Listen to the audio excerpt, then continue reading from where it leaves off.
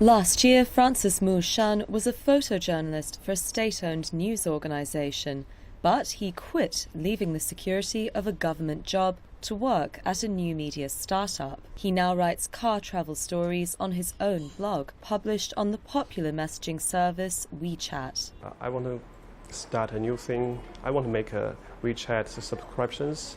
The old company won't support me, I guess. I have my own account named Auto Travel. It focuses on the travel informations, car tips, promotions, everything into the old followers. It's really for fun. This is better than the normal ways, the newspapers, magazines. After less than a year, he says the startup has almost 1 million subscribers between its contributors and is making money. It's a sign that China's shift towards innovation-led growth is changing its labor market. For decades, the most coveted jobs in China involved working for the state, with a steady income and often a job for life. But with the government now encouraging the private sector in order to make the economy more competitive, small businesses and startups are offering increasingly attractive careers.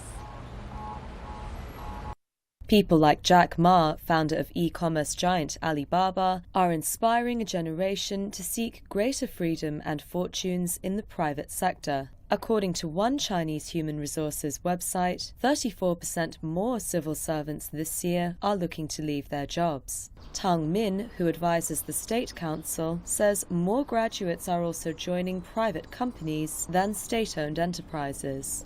Recent survey shows about 50% of college graduates they find a job in private sector.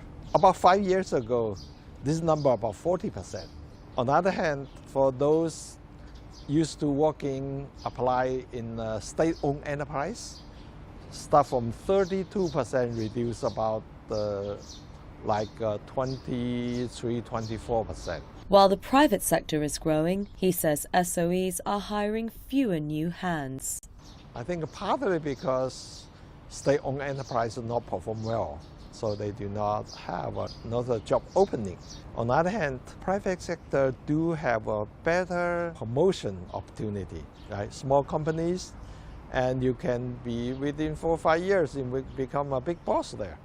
The government is also now supporting startups through subsidies, tax cuts and training, while the country's crackdown on corruption is believed to be making official posts less lucrative.